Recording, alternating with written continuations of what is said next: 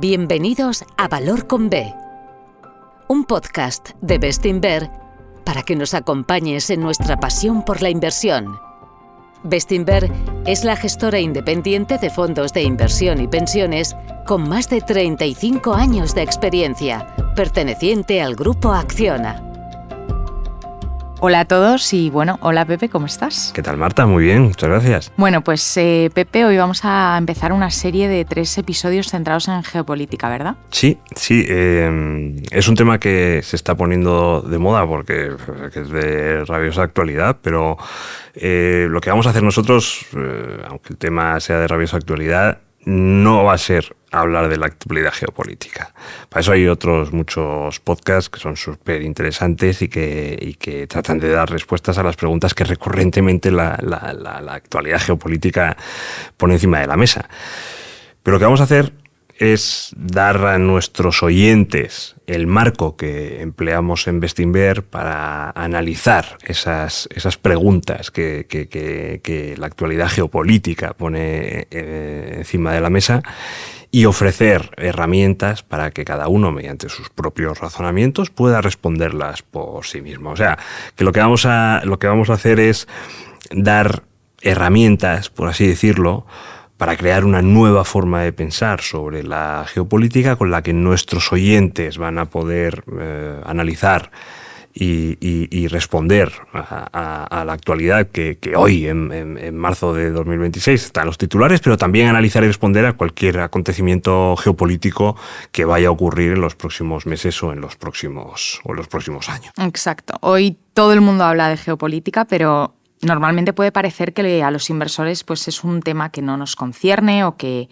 no está directamente relacionado con nuestro trabajo, pero si leemos nuestras propias cartas trimestrales, las de otros inversores o las presentaciones de resultados de muchísimas compañías, sí veremos que la palabra geopolítica se repite con bastante frecuencia. Es verdad que no es un tema tan recurrente como puede ser la inflación, los tipos de interés, pero hay periodos en los que la geopolítica recibe muchísima atención, tanto del mercado como del mundo económico y financiero. Y para evitar sorpresas creo que deberíamos incluirlo un poco más, ¿no?, dentro de nuestro modelo mental como inversores. No quiero decir que forme parte del día a día de un inversor, pero sí tal vez quizá del mes a mes, ¿no?, por decirlo de alguna manera. Totalmente, eso es lo que vamos a defender en el episodio de hoy, porque claro que la geopolítica nos afecta como inversores y por tanto es una cuestión que tenemos que tener más o menos en cuenta, ¿no? Y tú acabas de dar un buen motivo para ello. Las empresas, los inversores, nosotros, las instituciones, hablamos mucho de geopolítica y eso afecta a los mercados. A nadie se le escapa lo que ocurrió en los mercados de renta variable y renta fija cuando estalló la guerra de Ucrania. A nadie se le escapa que Donald Trump es especialmente activo empleando la economía y los mercados como herramienta de influencia política. Pero es que incluso en un escalón más complejo, fíjate si la geopolítica influye en los mercados, que sin ella no se entendería el nacimiento de la Unión Europea. Y sin entender la Unión Europea, es que directamente te has perdido prácticamente lo que llevamos de siglo XXI. Así de claro. Y tiene un impacto en el mercado enorme. Así que es muy difícil entender el mundo en el que invertimos sin entender cómo es determinado o condicionado por la geopolítica. Y como inversores está claro que es mejor entender el mayor número de facetas del mundo posibles, ¿no? Así que hay que estudiarlo. Uh-huh. Sin embargo, estarás de acuerdo en que parece que hay una barrera, ¿no?, en la comunidad inversora para echar un vistazo a esa faceta geopolítica del mundo que tanto puede llegar a afectarnos. Totalmente, estoy 100% de acuerdo con esto. ¿Y por qué crees que pasa esto? Pues supongo que como otras tantas cosas, pues por un montón de razones. No hay que ignorar que los inversores, por definición, pues somos gente pragmática y que tenemos una cantidad de tiempo muy limitada para seguir a cada una de nuestras inversiones y para buscar otras nuevas, ¿no? Entonces, pues tenemos una inclinación natural a estudiar lo que de manera más directa y más constante puede hacernos ganar dinero. Así que pues cogemos un modelo financiero en una hoja de cálculo con muchas más ganas que un mapa. Esto es así, ¿no? Y tiene sentido que sea así, porque el modelo financiero en Excel pues está más relacionado con la rentabilidad en la mayor parte del tiempo y en la mayor parte de los casos que un mapa, ¿no? Y eso no quiere decir que no debamos mirar mapas, pero por nuestro pragmatismo y también por nuestra falta de tiempo, pues ahí es donde acabamos, ¿no? Y creo que otro motivo es que la geopolítica, que a mí me apasiona, ojo, pero creo que la geopolítica no se suele explicar de una manera atractiva para un inversor. Se explica muy bien si te gusta la historia, si te gusta la estrategia militar, la geografía, pero como inversor pues te empiezan a hablar, por ejemplo, de la importancia del poder marítimo en la historia, que es esencial para entender lo que hoy es Estados Unidos, fíjate de lo que estamos hablando, ¿eh? Y para eso pues nos vamos a un libro escrito por un almirante de la US Navy en 1890 y que te va poniendo ejemplos históricos de la Segunda Guerra Púnica.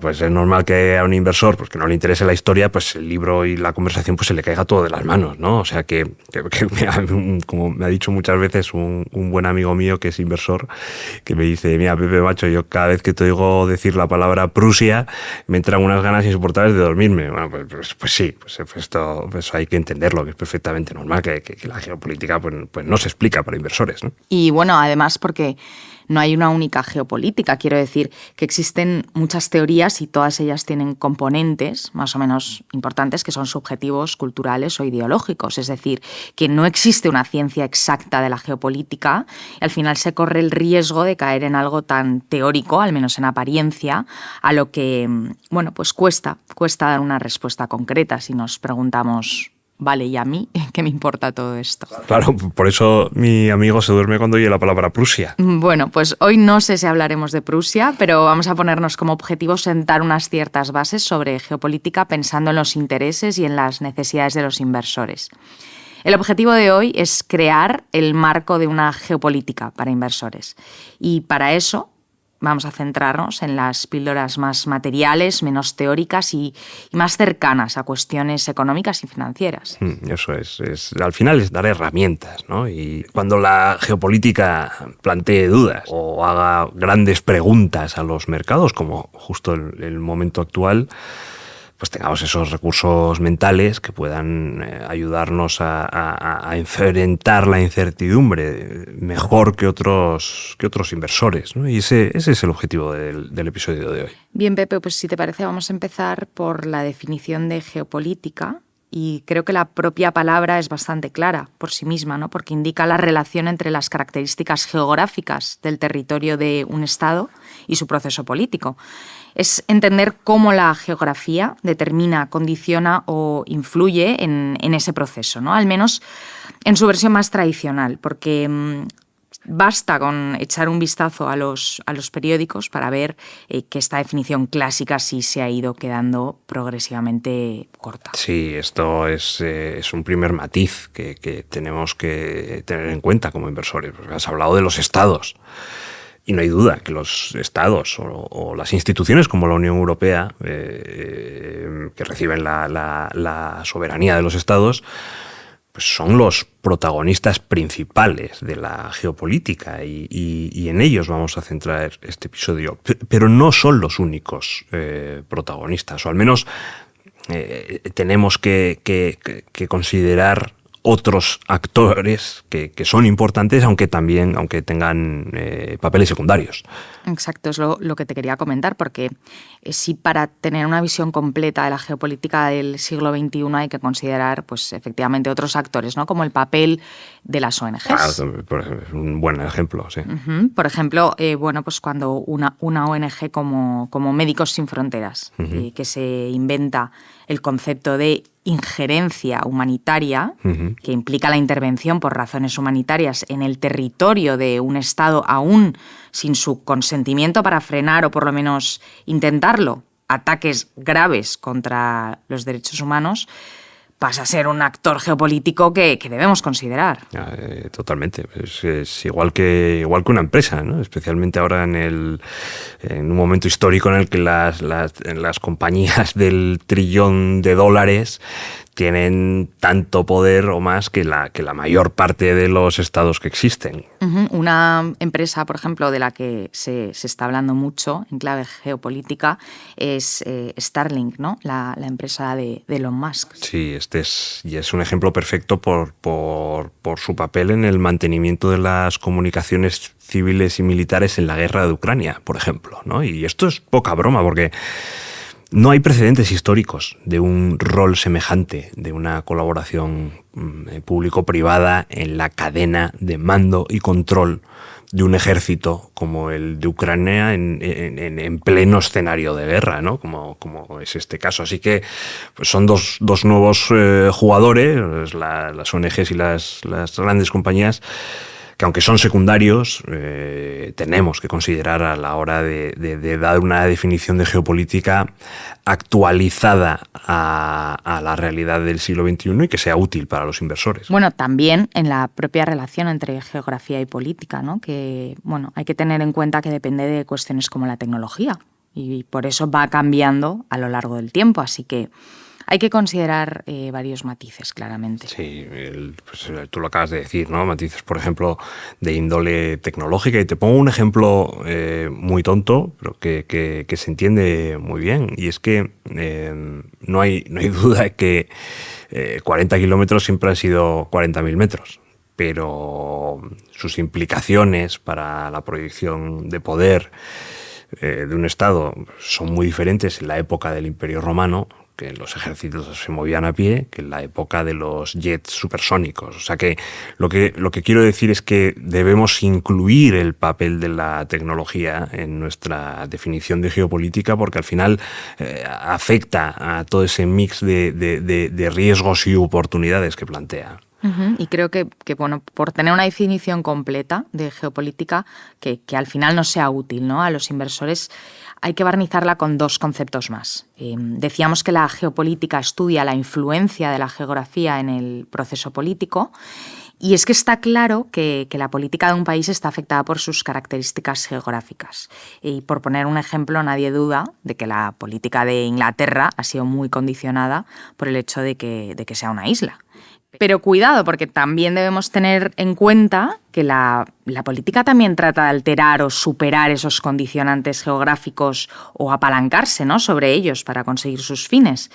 Siguiendo con el ejemplo de Inglaterra, ¿cómo ha tratado de escapar de su condición de isla separada del continente europeo? Pues lo que le ha hecho escapar de esa condición es una extensísima red de bases militares por todo el mundo. Lo que hace esta red es permitirles proyectar su poder muy lejos de su corazón geográfico, por ejemplo, su base en las Malvinas. Así que debemos entender que la relación entre geografía y política es bidireccional. Pero también debemos entender que no es una relación determinista de la que no se puede escapar. Y te pongo otro ejemplo. Fíjate la forma en la que han evolucionado dos países tan distintos como Suiza y Afganistán, que sin embargo comparten características geográficas importantísimas. Los dos son países montañosos, los dos son países interiores, los dos tienen tradiciones guerreras, los dos tienen muchísimas facciones internas y los dos están rodeados por grandes potencias.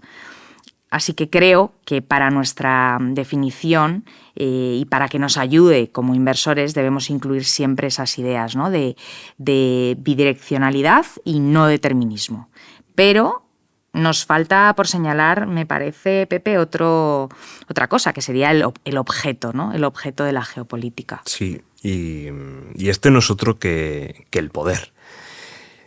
¿Y qué es el poder? Nos podemos preguntar. Pues el poder es la capacidad que tiene un Estado para obligar a otro a que éste haga cosas que no quiere hacer. Y al mismo tiempo es la capacidad que tiene un Estado para resistirse a los intentos de coacción que por parte de otro. Esta es otra manifestación de la bidireccionalidad que decía antes. Sí, pero con un matiz más, y es que el concepto de poder nunca es absoluto, sino que es relativo, ¿no? El poder es, como decíamos, esa capacidad de coacción o injerencia de un Estado sobre otro. O sea, uno que intenta coaccionar y otro que se resiste. Pues ahí hay un pulso, ¿no? O sea, que es una cuestión de fuerza en términos relativos que también tenemos que considerar. Así que al hablar de geopolítica hay que pensar en la relación entre la geografía y el poder. Y a continuación, tener en cuenta que esa relación, como decías, es bidireccional, no es determinista, está abierta a participación de estados, empresas, ONGs, instituciones, facciones, y que en esa lucha del poder que tienen todos ellos, o en ese ejercicio del poder que tienen todos ellos, pues se mide en términos relativos. Creo que todos estos elementos son los que debemos considerar en nuestra definición para que sea completa. Y una cuestión que quería plantear para aterrizar todo esto y que nuestros oyentes lo visualicen es que hay muchos factores que influyen en ese ejercicio del poder. Por supuesto, factores geográficos, ¿no? Y, por ejemplo, no hay duda de que la posición que tiene Francia en el centro de Europa y que la convierte en paso obligado a través de Europa para todo el transporte terrestre por carretera o ferrocarril, le da una enorme capacidad para influir en otros estados del continente europeo. Y bueno, ya hablamos de Inglaterra, ¿no? Otro ejemplo clásico de cómo la geografía influye en el poder es que, pues al ser una isla, está rodeada de mar, tiene una línea de barreras defensivas naturales que la protege de amenazas externas. Esas características o esas cuestiones geográficas que son esenciales. Aunque en el caso de Inglaterra, ojo, hay que decir que ha habido más invasiones de la isla a lo largo de la historia de la que a los ingleses les gusta admitir, las cosas como son. Pero dicho esto, es cierto que la última pues fue en 1688 y la protagonizó Guillermo de Orange. O sea, nos tenemos que ir muy atrás, quiero decir, ¿no? Napoleón, por ejemplo, lo intentó, pero no pudo. Hitler tampoco pudo. Entonces está claro que esa condición de isla le ha dado poder. En estos casos, poder de resistencia ante la injerencia de potencias extranjeras. Pero Polonia, por ejemplo, es un país que no tiene barreras naturales. ¿Y qué le ha pasado a Polonia? Pues que ha sido partida muchísimas veces a lo largo de la historia. ¿Qué implica esto? ¿A dónde voy? Pues que la geografía determina en cierta medida el coste de tu supervivencia como Estado. O sea, si tienes que gastar una parte alta de tu presupuesto en defensa, o si esa defensa se la dejas sin coste a la naturaleza, pues evidentemente ahí hay una cuestión de lo que te cuesta sobrevivir. Hay muchísimos ejemplos de esto. A muchos, ya yendo a un ejemplo más actual, pues a muchos les llama la atención el gasto militar que tenía Grecia antes de la crisis del euro. Pero claro, hay que pensar cómo es Grecia. O sea, Grecia tienes la península del Peloponeso y alrededor tienes miles de islas que forman su territorio. Y al lado tienes a Turquía, que estos se odian desde hace siglos y que los griegos sienten que es una amenaza para sus islas. Entonces, ¿cómo puedes defender de una forma rápida y efectiva a tu territorio, que está formado por miles de islas repartidas por el Mediterráneo? Pues con la fuerza aérea. Claro, por eso las fuerzas aéreas eran parte de la élite mundial. ¿Y cuál es el problema? Pues que es muy cara de construir, es muy cara de mantener. Y ese fue uno de los problemas que derivaron en la quiebra de Grecia en su momento. Y fue el detonante de la crisis del euro. Fíjate, es que para que luego digan que la geopolítica no forma parte del trabajo de un inversor. Pues esto enlaza con lo que estaba diciendo antes, ¿no? Sobre los factores que influyen en el ejercicio del poder. Hemos hablado de los geográficos, pero también están los económicos. Por ejemplo, es enorme el poder que tienes si tus compañías poseen una tecnología avanzada de la que depende el resto del mundo. Es un caso clarísimo, ¿no?, de Estados Unidos en la actualidad. Si Estados Unidos prohíbe la venta de determinada tecnología a un país, puede condenar a toda una generación a quedarse retrasada, pero es que otro factor que podemos aquí poner, otro factor no geográfico importante, podría ser la divisa. Me refiero al poder que gana Estados Unidos controlando la principal divisa del mundo. También podemos hablar del control de los mercados financieros, del acceso al sistema bancario a través del SWIFT, el control de instituciones como el Banco Mundial, el Fondo Monetario Internacional. Está claro que en ese juego político de proyección de poder hay herramientas económicas que están jugando un papel pues tan relevante como los factores geográficos, te diría. O al menos que sirven para influir con más fuerza o con más precisión en las relaciones de poder entre estados. Justo, ahí quería yo ir, porque aunque nos adelantemos un poco con conceptos que explicaremos en detalle más adelante, en los últimos años hemos visto un cambio progresivo en la forma de hacer relaciones internacionales o en la forma en que se materializa la geopolítica.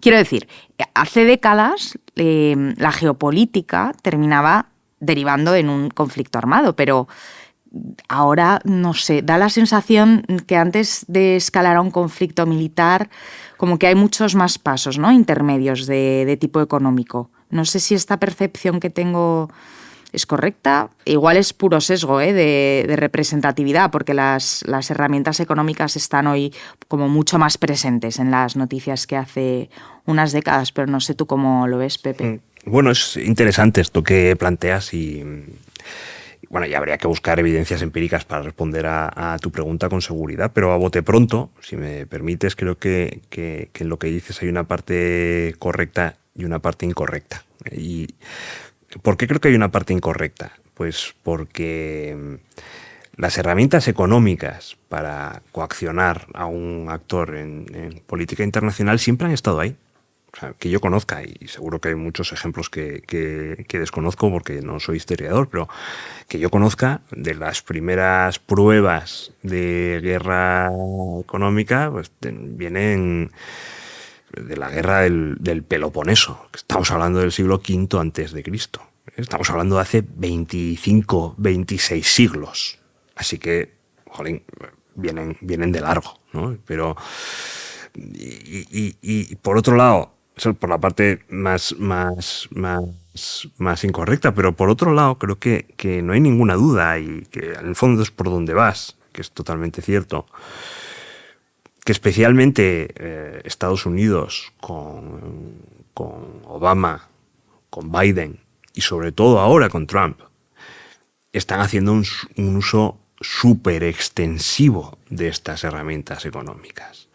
O sea, no es el único que emplean para ejercer su poder, y ya hemos visto lo que ha pasado a principios de año en Venezuela o ahora mismo en Irán. Pero es evidente que toda la cuestión de los aranceles y la guerra comercial contra China pues, es pura herramienta económica en clave geopolítica. Y ahí estás totalmente en lo cierto, es que es actualidad pura y dura, ¿no? Estaba pensando también en la Unión Europea y las sanciones económicas a Rusia, por ejemplo. Pues muy bien tirado, sí, por supuesto que sí. Es que también es verdad que la Unión Europea poco puede hacer por la fuerza, ¿no? Porque su modelo desde el inicio ha sido más de poder blando que de poder duro. No sé, lo que está claro es que para entender el entorno internacional y financiero actual es imprescindible tener un buen entendimiento de lo que son las sanciones económicas y asentarlo con una buena evidencia histórica, como decías, ¿no? Además, es importante que para nosotros porque hay muchísimo ruido sobre este tema y creo que un inversor serio tiene que estar bien formado con esto. ¿Sabes lo que quiere decir esto, Pepe? Es que te he visto escribirlo por el rabillo de ojo en tu libreta, temas para otro episodio. Exacto. Vamos a hacer un episodio específico a las cuestiones económicas como herramienta de política internacional, centrado en lo que debe saber un inversor sobre este tema. No sé si te parece bien. Bueno, pues carta sobre la mesa pesa. Así Venga, que, pues, bueno, me parece una idea estupenda. Pues te tomo la palabra, ¿eh? Pero bueno, no nos desviemos. Estábamos hablando de poder. Entonces, ¿cómo se concreta el poder? Porque una potencia tiene más o menos capacidad que otra para imponerse sobre la voluntad de otras. Es un tema complejo porque el poder, con mayúsculas, tiene muchos ángulos. Tiene un ángulo económico, por supuesto, pero también lo tiene político, también lo tiene moral, también hay un poder militar, es evidente, ¿no? Hay muchos subtipos de poder que todos ellos sumados conforman esa definición de poder con mayúsculas que dijimos antes. Pero el poder, para que podamos estudiarlo, se tiene que materializar en algo concreto. Y ese algo son los miles, millones de interactuaciones que constantemente se producen en el mundo entre dos estados, bien directamente entre ellos, a través de sus instituciones, bien a través de manera indirecta, a través de sus ciudadanos, a través de sus empresas. Y el que tiene más poder de esos dos estados es el que determina hacia dónde giran esas interacciones, en qué términos se hacen, con qué frecuencia, con qué velocidad. Y esas interacciones, que podemos concretarlas aún más, nos referimos a la compra y venta de un producto, el envío y recepción de mercancías, el desarrollo tecnológico importantísimo hoy, la mera expansión de ideas, intercambios culturales, nos estamos refiriendo a todos esos ejemplos de interacciones. Entonces, el poder de un Estado se manifiesta en el rol que ocupa en cada una de esas interacciones frente a otro Estado, ¿no? Frente a ese otro Estado con el que interactúa. Estaba pensando en la relación que tiene España con Estados Unidos, ¿no? Sí. Que ahí se nota claramente. Por ejemplo, nosotros compramos sus tecnologías, tomamos lo que ellos nos ofrecen cuando ellos nos lo ofrecen. Eso sería poder económico de ellos sobre nosotros, pero es que también aceptamos sus culturas, sus películas, música, su idioma, su comida, McDonald's, Fíjate. Coca-Cola, y eso sería poder cultural. Pero es que voy más allá. Admiramos sus universidades, sus empresas, su espíritu de libertad, sus valores democráticos. Eso sería poder moral. Y también necesitamos su protección militar. Pero vamos, nosotros y medio mundo más. Estados Unidos es más poderoso que el resto en muchísimos tipos de interacciones posibles. Por eso es la primera potencia, ¿no? Y lo lleva siendo desde hace más de, 80 años. Sí, no es casualidad que lleve tanto tiempo, además.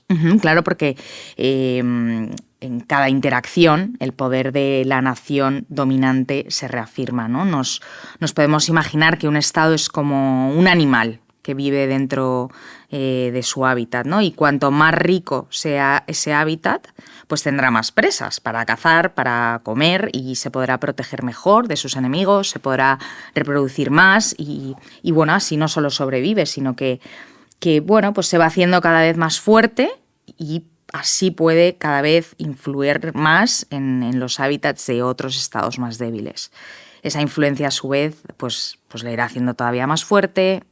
Así. Y así, exacto. Es que esta metáfora que has hecho es muy buena porque las teorías que entienden al Estado como un ser vivo en busca de un hábitat tienen una tradición muy larga en la geopolítica. Por cierto, en la geopolítica de Prusia, de muchos prusianos, un saludo para mi amigo, y viene tan de largo como de la segunda mitad del siglo XIX. Bueno, es que me acuerdo del episodio que grabamos con Jaime Ramos, el gestor de Bestinver Norteamérica, y ahí explicábamos las ventajas estructurales que tiene esa región, ¿no? Que tiene Estados Unidos y bueno, pues que es el eje central, evidentemente, de la estrategia del fondo. Sí, ese fue para que lo busquen ustedes desde sus casas, fue el episodio 37.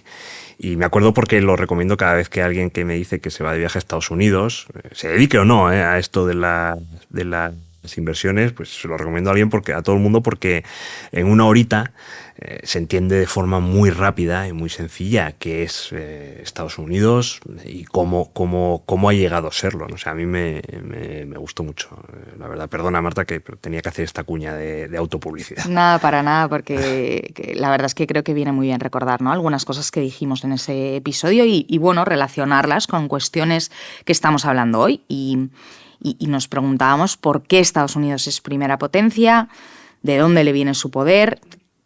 En buena medida, pues por cuestiones que podríamos llamar naturales, ¿no? Empezando por su población, con casi 350 millones de personas, pero también por sus fronteras, al norte, al sur, al este y al oeste, es decir, por las barreras que protegen su hábitat y que al final le dan esa libertad para desarrollarse libremente dentro de él, que es parecido a lo que decíamos sobre Inglaterra antes. Tiene recursos naturales de todo tipo, agrícolas, mineros, energéticos. Tiene una autopista natural que se llama Cuenca del Mississippi, que es la mayor red fluvial navegable del mundo, tan grande que supera a la suma de todos los kilómetros de ríos navegables del planeta juntos, por la que además que se puede transportar pues todos esos recursos, ¿no?, un coste mínimo, y todo eso para hacerse más fuerte de puertas hacia adentro. Pero es que de puertas hacia afuera, además, es el único país del mundo con proyección a 2 océanos que además están unidos por el Canal de Panamá, que es un punto estratégico mundial que controla. Y por último, tiene una costa privilegiada, capaz de albergar pues muchos puertos y muy grandes. Sí, casi nada. Es que no hay duda que la naturaleza ha bendecido a Estados Unidos, y eso es una gran ventaja estructural, porque como dijimos en el episodio con Jaime Ramos, la geografía prevalece. Pero no se limita solo a lo natural, las ventajas, Pepe, porque si vemos otros puntos de vista, si pensamos en el punto de vista intelectual, pues por sus orígenes puritanos calvinistas, tiene una cultura individualista y pro negocio, que se nota para bien y para mal, ¿no?, en la estructura del Estado y en la minúscula burocracia, si la comparamos con la europea, por ejemplo. Y también su historia, vinculada a la superación de fronteras, desde los primeros peregrinos del Mayflower hasta los conquistadores del oeste y las rocosas, que forma parte de su carácter emprendedor. Y otra cosa, te diría, que nos llama mucho la atención a los mediterráneos es que, pues tiene una cultura familiar algo despegada, ¿no?, que lo que hace es empujar a los jóvenes a emanciparse, buscarse la vida por ellos mismos, desde luego mucho antes que nosotros, y qué más, pues a ver, es que por si fuera poco su idioma es el idioma del mundo. Entonces yo creo que todos estos factores también influyen, ¿no?, en su poder para desarrollarse en su hábitat primero y proyectarse al exterior con una posición de fuerza después. Sí, y han sabido aprovecharlo, porque no sé si Jaime lo comentó en el episodio o si lo hablamos fuera de micro, pero si estudias cómo se creó Estados Unidos, cómo fueron moviendo sus fronteras políticas hacia fronteras naturales, por lo que decíamos antes del coste de la supervivencia, ¿no?, para rebajar su propio coste de supervivencia, es que te das cuenta de que es un país que casi desde antes de nacer ya estaba focus on the business, ¿no? Estaba totalmente metido en el ajo de asentar sus fronteras y asentar su poder interno como pasos previos a crecer por el mundo. Bueno, es que una cosa que sí dijimos es que tiene todos los ingredientes para desarrollar talento, es decir, crecer en capacidad intelectual y encauzarlo hacia el emprendedurismo, crecer en capacidad empresarial. Y esa capacidad empresarial quiere decir capacidad para innovar, desarrollar tecnologías puntas en lo militar, en lo civil. ¿En qué se traduce? Pues mayor poder geopolítico. Por ejemplo, en lo militar, esa capacidad para innovar supuso la creación de 2 bombas atómicas que pusieron punto y final a la Segunda Guerra Mundial. Convirtieron a Estados Unidos en el mayor potencial mundial y que, tras la guerra, permitieron desmilitarizar su economía y ponerla al servicio de lo civil. Y te diría que respecto al ámbito civil, por poner ejemplos, pues su capacidad de innovación se tradujo, por ejemplo, en Silicon Valley y, pues todo lo que surgió ahí, que no es poco, ¿no? Mira, pues al final lo que implica todo esto que estamos diciendo es que el ciclo de innovación, inversión y gasto en Estados Unidos es rapidísimo, es un ciclo rapidísimo y que además se retroalimenta y que exporta al exterior y que además, claro, genera una enorme riqueza y por tanto un enorme poder. Y lo que tenemos que aceptar, aquí no quiero tampoco que sonemos ni a favor ni en contra de Estados Unidos, sino simplemente como una mera descripción de lo que vemos desde un prisma geopolítico, ¿vale? Todo este ciclo de innovación, inversión y gasto tan rápido tiene al final una dinámica que es literalmente inalcanzable para otros países. Y esa es la realidad. Piensa, por ejemplo, en Europa, ahora mismo, ¿no? Que vemos que para desarrollar la capacidad militar, capacidad de defensa, tenemos que sacrificar nuestro estado del bienestar, tenemos que sacar de un sitio para meter en otro. No es la situación en la que se encuentra un Estados Unidos, pues, con todos los asteriscos que podamos poner a su estado del bienestar, ¿vale? O el caso de China, donde a pesar de tener también un ciclo muy potente de innovación, inversión y gasto, Estados Unidos puede obstaculizarlo seriamente sin descarrilar, ¿no? Y ahí están los efectos del trade war. ¿Podría hacer China lo mismo con Estados Unidos, que está haciendo Estados Unidos con ella, sin arriesgarse al colapso total de su economía? Pues yo diría que no. Pues esa diferencia entre las dos potencias es el poder del que estamos hablando. Y hay que tener en cuenta que en un mundo globalizado como el actual, el poder de una potencia puede llegar mucho más lejos que nunca en la historia de la humanidad. Pues ya que sacas el tema, quería hablar del concepto de globalización, ¿no? Para seguir formando este concepto de geopolítica para inversores. Y es que en un mundo globalizado existe una gran interdependencia entre estados, no solo en lo económico, sino también en lo cultural y en lo personal, pues por el movimiento de ciudadanos por todo el mundo, por ejemplo. Y creo que esa interdependencia implica que la capacidad de influir de un Estado está afectada por las capacidades de todos los demás, ¿no? Pero como inversores debemos tener en cuenta 2 cosas principalmente. Primero, que interdependencia no significa armonía.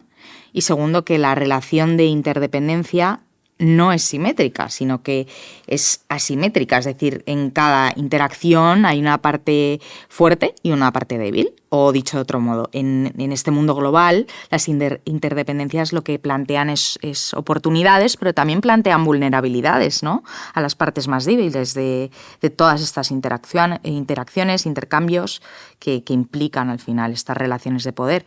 ¿Y por qué es importante esto? Porque los inversores, que nos hemos educado dentro de un modelo liberal, pensamos que el incentivo para que haya un conflicto entre 2 países relacionados económicamente es bajo.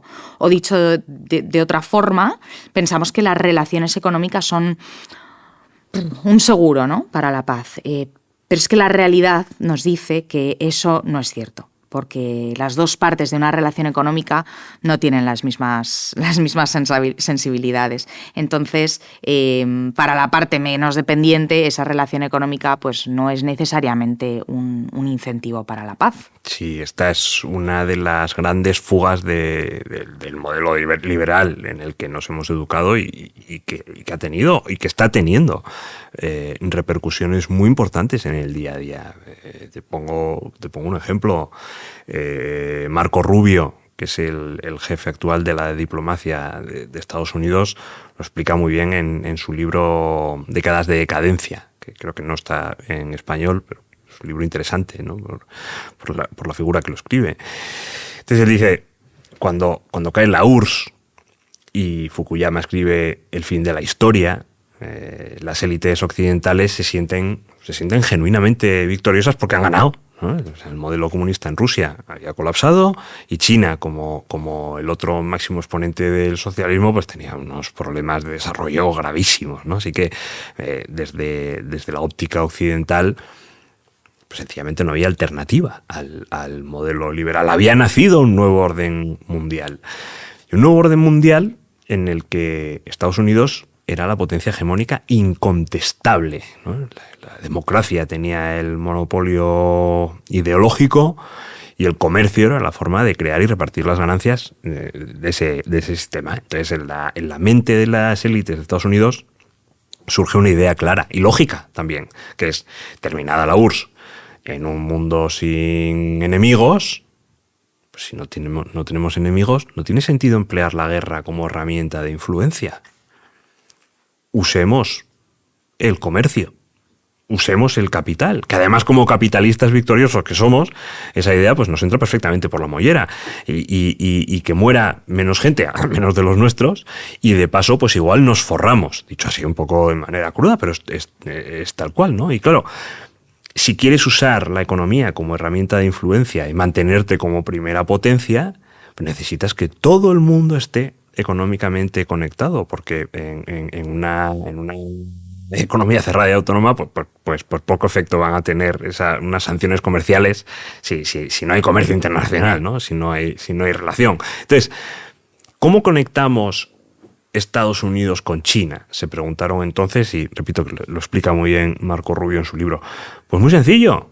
Dijeron, pues llevemos allí nuestras fábricas. Y así van a ir desarrollándose en China gracias al capitalismo y a medida que su bienestar aumente, seguro que los chinos terminan abrazando la ideología occidental. Y mientras tanto, pues van a ir produciendo productos baratos y nos vamos a forrar.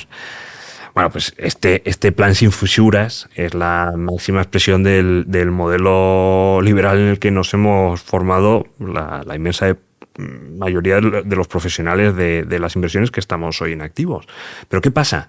Pues que salió Regulinching, porque Occidente llevó allí sus fábricas y se perdieron puestos de trabajo. La figura del obrero desapareció. Eso suena estupendo en el modelo liberal, pero claro, tiene sus consecuencias.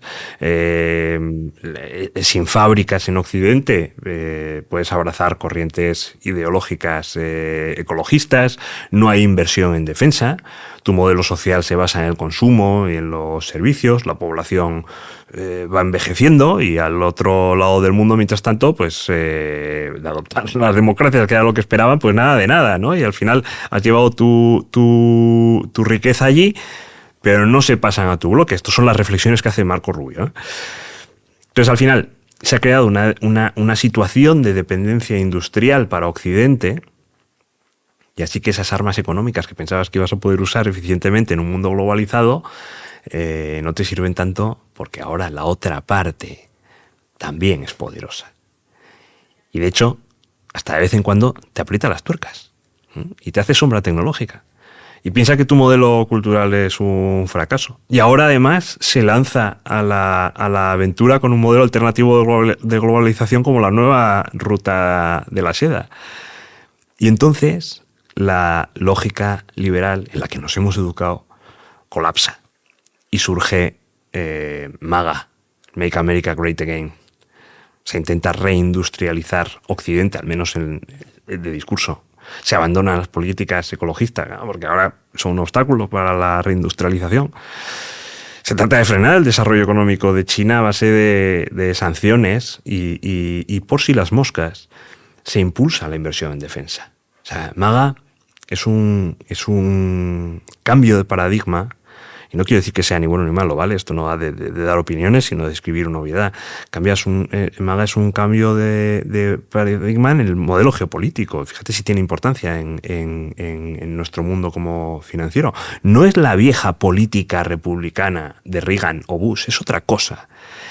Y es otra cosa cuyas raíces parten de una concepción geopolítica liberal nacida tras la Guerra Fría y que ha colapsado. ¿Repercusiones para los inversores? Todas y más. Pero la primera es que, como tú decías, eso de que el comercio es garante para la paz, o que las naciones se van a mover para maximizar los rendimientos del capital por encima de cualquier otro criterio, es algo que ha saltado por los aires. Por este motivo, lo que estamos diciendo, lo que vamos a decir en estos episodios de geopolítica, nunca ha sido tan importante en los últimos 30-35 años como es ahora mismo. Es que lo que está ocurriendo desde el inicio de la guerra comercial entre Estados Unidos y China, en la primera legislatura de Donald Trump, es exactamente la reacción que estás comentando. Exactamente. Ahora está claro que esas relaciones económicas que nacen del comercio mundial y de las conexiones marítimas pueden convertirse pues en herramientas, ¿no?, para interrumpir el desarrollo de los países rivales a través de sanciones económicas, de aranceles, por ejemplo, e incluso la propia dinámica de la globalización, tan anclada en la ideología liberal, vemos que lleva un tiempo cambiando. Y si te fijas en un mapa con las sucesivas olas de deslocalización de la industria europea y norteamericana, se ve que los criterios no han sido estrictamente económicos. En Asia es una dinámica muy clara porque vemos una primera ola que favoreció principalmente a China, y ahora que China es un rival y ya no es el productor barato del mundo, la industria se vuelve a deslocalizar, ¿no? Pero a países rivales de China, como India, Vietnam, Filipinas, etcétera. ¿Hay un criterio económico? Sí, pero también hay uno que es claro, que es el geopolítico. Sí, claro, geopolítica pura. Y estas son las cosas que están moviendo el mundo y que tenemos que entender como inversores. Te pongo un ejemplo. Mira, el otro día leí que China había pasado de una cuota del 22% de las importaciones totales de Estados Unidos a algo menos del 7,5% en tan solo 10 años. Bueno, pues eso es la segunda ola de deslocalización que estás comentando, ¿no? Uh-huh. Bueno, pero es que incluso China deslocaliza su propia industria hacia países de su órbita, ¿no? Pero también más lejanos, como Egipto, Argelia, y no es que las empresas norteamericanas se vayan de China, sino que las empresas chinas también es lo que hacen, ¿no? Deslocalizar fuera de China. Sí, esto es interesantísimo, y ahora que hablas de la globalización, o del modelo de globalización, impulsado por Estados Unidos y el modelo de globalización de China, hay un detalle que a mí me encanta. ¿Cuál? Bueno, pues fíjate, Estados Unidos ya hemos dicho que es una potencia marítima, lo he explicado fenomenal antes, ¿no? Y ya hemos hablado de la proyección a los 2 océanos, Canal de Panamá, los puertos y todo esto, ¿no? Entonces, si vemos el mapa de su modelo de globalización, veremos que ha seguido la lógica de las rutas marítimas hacia Asia. O sea, que ha sido una globalización eminentemente marítima. ¿Por qué? Pues porque Estados Unidos es una potencia marítima. Ahí la geografía condiciona la cultura y el modelo económico. Ahora, si la comparamos con el modelo chino, que es una potencia terrestre, veremos que ese modelo de globalización sigue una estructura eminentemente terrestre, porque atraviesa la estepa rusa hacia Europa con la nueva ruta de la seda. O sea, ¿hay elementos marítimos? Sí, también hay elementos terrestres en el modelo de globalización norteamericano, ¿no? Pensemos la deslocalización a México, por ejemplo. Pero está claro que el modelo chino tiene un carácter y tiene una estructura eminentemente terrestre. Es que es muy bonito que este sentir marítimo o terrestre tan propio de la geografía y de la cultura de los países se aprecie de manera tan visible en la política exterior, ¿no? Totalmente. Y no es algo nuevo. Y otra vez nos tenemos que volver a la guerra del Peloponeso, en la que fue un conflicto entre el poder marítimo de Atenas y el poder terrestre de Esparta. Y es precioso, desde el punto de vista intelectual, este concepto de potencias marítimas contra potencias terrestres, porque es que se ha repetido decenas de veces a lo largo de la historia y ahora estamos viviendo su último episodio, ¿no? No solo precioso, también muy importante, porque muchas veces ignoramos este componente geopolítico de las cuestiones económicas que llevan a las potencias a emplear una lógica que no está centrada en maximizar la riqueza inmediata, ¿no? Y como la maximización de la riqueza es el núcleo del modelo liberal, cuando esto ocurre, nos parte los esquemas, ¿no? Y como inversores es evidente que esto pues no debería ocurrir. Estoy totalmente de acuerdo con lo que dices y la verdad es que lo que pasa es que se nos va el tiempo, ¿no? Sí, vamos un poco regular, se nos ha echado el tiempo encima. Bueno, por lo menos ya hemos hablado de Prusia y del Peloponeso, de la guerra del Peloponeso varias veces. Entonces, ¿qué te parece si hacemos un resumencillo con las principales ideas del episodio? Pues yo creo que lo van a agradecer los oyentes, así que muy por bien. ello. Bueno, pues vamos con las ideas más importantes para ordenar un poco la cabeza. Primero, empezamos definiendo la geopolítica como el estudio de cómo la geografía determina, condiciona o influye el proceso político de un Estado. Y acto seguido, advertimos que esta definición clásica se ha quedado un poco obsoleta porque aunque los protagonistas de la geopolítica siguen siendo los estados, en el mundo actual hay que considerar pues, otros actores, ¿no? El rol que juegan empresas, organismos internacionales, ONGs, etcétera, etcétera. Luego también dijimos que la geopolítica va de poder, entendiendo poder como la capacidad que tiene un Estado para forzar a otros actores a hacer algo que ellos no quieren hacer, pero que ese Estado sí quieren que hagan, ¿no? Y este poder lo consideramos en su aspecto más amplio, ¿no? Que abarca todas las interacciones que ocurren entre dos estados, ya sea entre ellos directamente o a través de sus empresas y sus ciudadanos.